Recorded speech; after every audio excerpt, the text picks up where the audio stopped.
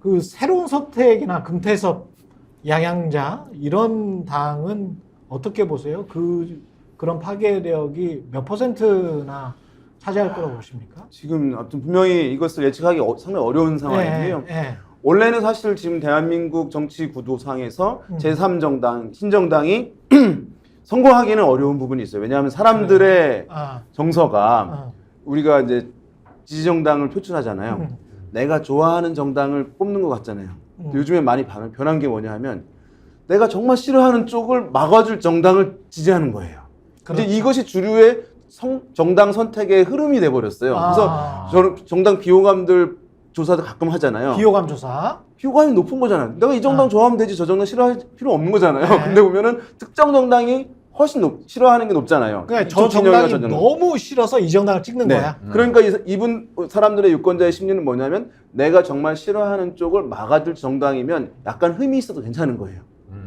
예. 근데 어떤 좋은 정당인데 내가 싫어하는 정당을 막지를 못해요. 그러면 마음이 있어도 지지를 못하는 거예요. 너무 소수야. 네, 막아주지 못하니까 목표가 예. 이제 그거니까 이런 구도가 지금 대한민국 유권자들 상당히 최근에 이제 형성돼 있어서 제3정당이 성공하기가 상당히 쉽지는 않은 그런 상황이거든요. 근데 만약에 1당과 2당이 이제 주춤하는 흐름들이 상당히 강해져서 여기도 뭔가 1등이 될 수 있는 흐름이 이제 그 촉발점이라든가 임계점이 어느 정도인지는 모르겠습니다만 그것을 이제 만들어내느냐가 이제 관건일 것 같아요. 그렇다고 한다면 실제보다 사실 위력을 발휘할 가능성은 여전히 있고 왜냐하면 무당파라든가 새로운 정당 필요하다는 기류들은 있는 것이니까. 근데 이 1, 2정당이 상당히 우세를 유지하는 가운데 약간의 좀 미미한 정도라고 한다면 거기서 사실 죽을 수밖에 없고 근데 두 정당이 사실은 이렇게 치고받고 하는 가운데 국민적 신뢰가 약화되어서 뭔가 그러면 3자 구도가 될 수 있을 것이라고 하는 기대를 좀 준다고 한다면 새로운 국면이 형성될 수 있을 텐데 지금 약간 이제 모호한 상태라고 그러네. 보이고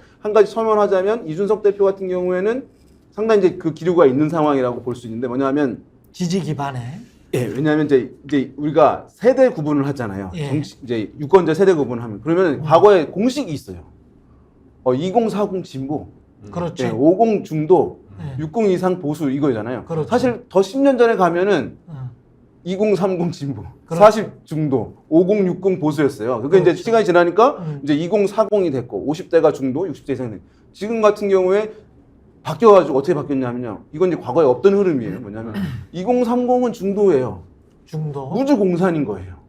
그다음에 젠더 이슈가 있잖아. 있어요. 2030. 남녀가 갈라져 있긴 네. 합니다만은 네. 사실 2030이 사실 통틀어서 진보다 보수다 할 수 없는 그런 상황이거든요. 여기에 어쨌든 이준석 전 대표가 소구력을 좀 발휘한 것은 이제 최근의 선거들에서 검증된 부분이라고 생각해요. 그렇지. 예. 네. 그래서 만약에 성과를 내고 기대감을 준다고 한다면 상당히 이제 반응이 있을 수 있는 부분들. 이것이 뭐 기성 정당급은 안 될 수 있지만 그런 흐름이긴 한데 그런데 이 최근에 보면 이준석 대표가 전 대표가 기존 세력과 연대하려고 하는 흐름들을 보이잖아요. 지금 여기서 뭐 김이 빠지는 흐름들이 있다고 보여요. 그러니까 2030들이 사실 그걸 원하는 것은 아닌데 왜 이낙연을 만나? 이런 흐름들이 2030으로 또 반발이 돼서 지금 그 딜레마에 지금 있는 것으로 저는 이제 보여지거든요. 그것을 아마 이준석 전 대표나 이제 이곳이 어떻게 흐름을 가져가냐가 상당히 좀 중요한 과제일 거라고 추측이 돼요. 아마 맞지 않을까 생각됩니다. 네, 저는 2030의 특징을 이렇게 모아서 분석하긴 참 어려운데요. 이분들은 표를 이렇게 가둬놓은 게 아닙니다. 그러니까 그때그때 시대 정신을 빠르게 캐치해서 옳다고 여기는 사람들을 지지하거든요. 철저히 개인주의. 굉장히 유동적이고 개인주의적이죠. 아. 그래서 저는 방금 우리 센터장님 말씀대로 이준석 대표에 대한 기대가 있는데 지금부터 어떻게 선택하느냐에 따라서 그 표가 달린다. 저라고 보는데요. 결국 정치 공학으로 가는 것은 필패다라고 저는 보고요. 오히려 공학 정치를 해야 된다. 그러니까 기반의 데이터에 기반이 된 좀 더 새로운 형태의 공학 정치를 해야지 정치 공학에 휩싸여가지고 정치인들끼리 누구누구 다 옛날에 정치했고 다 국민들이 아는 분들이거든요. 그렇지. 그분들끼리 손을 잡아가지고 빅텐트를 친다. 제가 그래서 이거 뭐 빅텐트가 되냐? 아니 뭐 슈퍼 빅텐트 얘기 나오는데 이거 구멍 숭숭 뚫린 거거든요. 그래서 이거 빅텐트 바람 다 쳐가지고 들어온다. 안 됩니다. 바람도 못 맞고 날도 추운데 저는 과거에 안철수 후보도 빅텐트를 해서 일정 부분 성공을 거뒀어요. 근데 그때는 왜 성공을 거뒀냐면 안철수라는 인물이 새로웠습니다. 박원순 후보한테 양보를 하지를 않나 갑자기 정치권의 문법을 깨는 듯한 그래서 새정치라는 모함을 가지고 이분이 상장을 했거든요. 띄워왔거든요. 그래서 저는 그 새로움이라는 가치가 있었는데 지금의 빅텐트는요. 양양자 새롭습니까? 뭐 류호정 전혀 새롭지가 않죠. 그리고 금태섭 의원은 심지어 그 새정치하다가 돌고 돌아서 다시 또 새정치로 오신 분이라 예. 전혀 새로움도 없다. 그렇다면 이준석 대표도 이분들과 연대를 하면 그 프레임에 묻혀가는 거거든요. 그러네. 이게 굉장히 위험 요인이라고 저는 보고요. 그래서 저는 정의당이 왜 지금 해산 위기까지 놓였느냐. 정의당은요. 낡은 것을 가지고 흐릿한 위치를 잡았기 때문에 저는 지금 이 위기에 왔다고 보거든요. 야, 그렇다면 정확해. 새로운 정치 세력은 반대로 하면 됩니다. 반대로. 예. 빅텐트 이런 거 다 필요 없고 예. 새로운 정치 세력은 새로운 가치를 가지고 예. 분명하고 선명하게 오래 지속하면 전 국민들이 인정해 준다고 보거든요. 그래서 제가 이제 민심동행에서 제가 하고자 하는 길은 공화주의의 가치를 가지고 공학 정치를 해보자. 그러니까 뭐 스마트 폴리틱스라고 해서 CRM이나 ISO나 에티브나 기존 정치에서 받아보지 못했던 저는 기존 정치가 뭐 어휘가 틀렸다고 생각 안 해요. 네. 방법이 다 틀려가지고 가방 들고 나랑 친한 사람들 공천 주고 이 방식에 저는 구태함 때문에 망가졌다고 보는데 유권자들을 마이크로 마케팅 하겠다는 그렇죠. 거네. 맞춤형으로 네. CRM으로 하겠다는 건데 네. 이런 맞춤형 정당들이 새 것을 가지고 나와가지고 분명하고 선명하게 본인들의 가치와 비전과 대안들을 가지고 지금 인구제한 다가왔는데 어떻게 풀 겁니까? 대안들을 선명하게 제시를 해서 저는 국민 앞으로 공격적으로 들어간다고 한다면은 저같이 젊은 사람이 하면 국민들이 또 더 좋아하실 그렇지. 수도 있겠죠. 새로움이 있으니까. 그래서 저도 지금의 이 삼지대의 흐름에서는 이 빅텐트의 흐름은 저는 지양돼야 된다. 그리고 정치 공학이 난무하는 것은 이미 수많은 삼지대를 하겠다라는 정치 공학을 국민들이 다 학습을 끝냈다. 그래서 저는 여기에 대해서 더 이상 통할 그 여유나 공간은 없다. 저는 이렇게 생각합니다. 그러네요. 마이크로 마케팅을 해야 다양한 목소리가 나올 수 있을 것 같아요.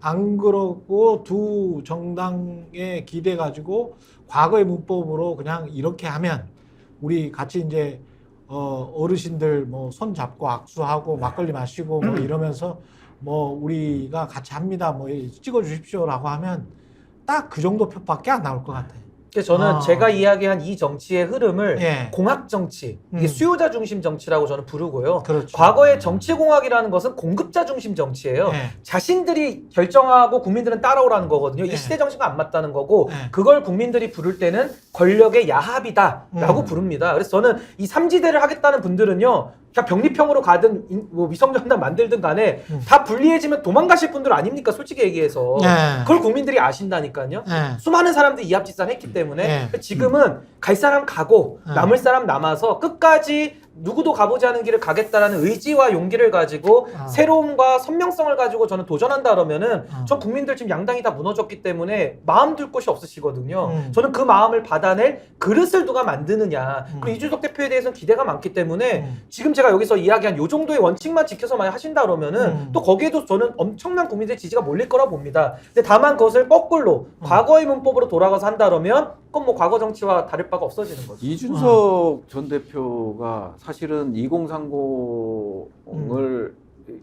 어찌됐든 일정 부분 잡고 가고 있었잖아요. 그러다가 이제 윤석열 정권에 대한 실정 이거를 상당히 비판하면서 중도층들, 무당층들 그리고 윤석열 지지율이 상당히 정부의 지지율이 상당히 낮기 때문에 부정적 평가가 항상 60% 이상을 상회하기 때문에 이쪽 부분에서 일부를 흡수하고 가서 제3지대를 형성하겠다 이런 전략들이 좀 그동안에 보여왔어요. 그거는 네. 뭐 잘못한 건 아니지만 근데 이제 여론조사를 하다 보니까 실질적으로 보수 성향을 가진 사람들의 이준석 신당에 대한 지지율은 상당히 떨어지고 오히려 민주당 지지세가 이제 이준석 신당에 대한 지지세가 강하게 나타났거든요. 근데 이제 선거에 들어가면 이 민주당 지지세가 이준석 신당을 찍을 가능성은 적거든요.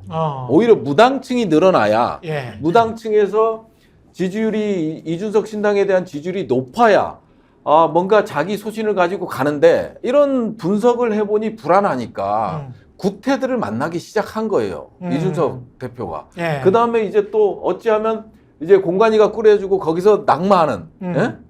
이런 의원들을 찾아서 20명의 교섭단체를 만들고 또 재정을 확보하고 이런 전략으로 좀 바뀌는 것 같아서 좀 안타까운 게 좀 아니 있더라고요. 근데 이런 측면도 있어요. 우리가 네. 마케팅을 하다가 보면 역시 한국 사람들은 된장찌개를 제일 좋아하는 것 같아. 예. 뭐 밀키트 뭐 새로운 거 해가지고 뭐 필요 없고. 예, 다 필요 없고 그냥 엄마가 해주는 된장찌개가 최고였어. 뭐 그거는 한 50%는 좋아하는 것 같으니까 그 넓은 마켓에서 그래도 그 상당수를 데리고 가는 게 내 정치에 도움이 되지. 요 아주 과거에는 별로 안 먹었던 피자나 뭐 이런 거 가지고 이렇게 공 들여봐야 별로 들어오는 사람이 없어. 지금은 이제 됐지만. 그래서 네. 너무 빨리 가는 어떤 그런 마이크로 마케팅이나 이런 건 너무 빨리 가서 혹시 실패할 가능성.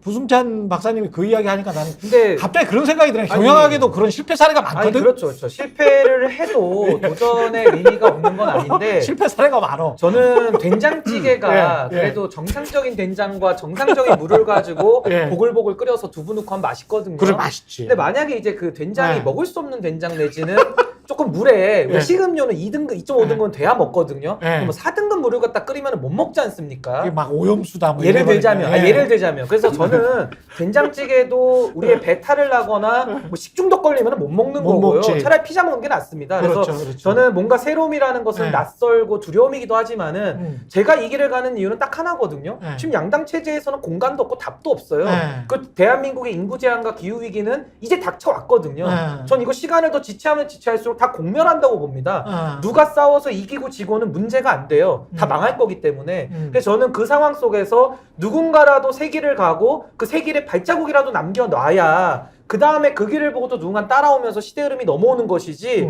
모두가 다 양당에 붙어가지고 뭐 어떻게 해보겠다 이런 식으로 나가면요. 저는 대안을 못 찾겠기 때문에 된장찌개가 맛은 있지만 네. 뭐 식중독이 우려될 때는 새로운 음식을 한번 권해보시는 것이 낫지 않을까. 네. 마지막으로 윤희우 센터장님이 네.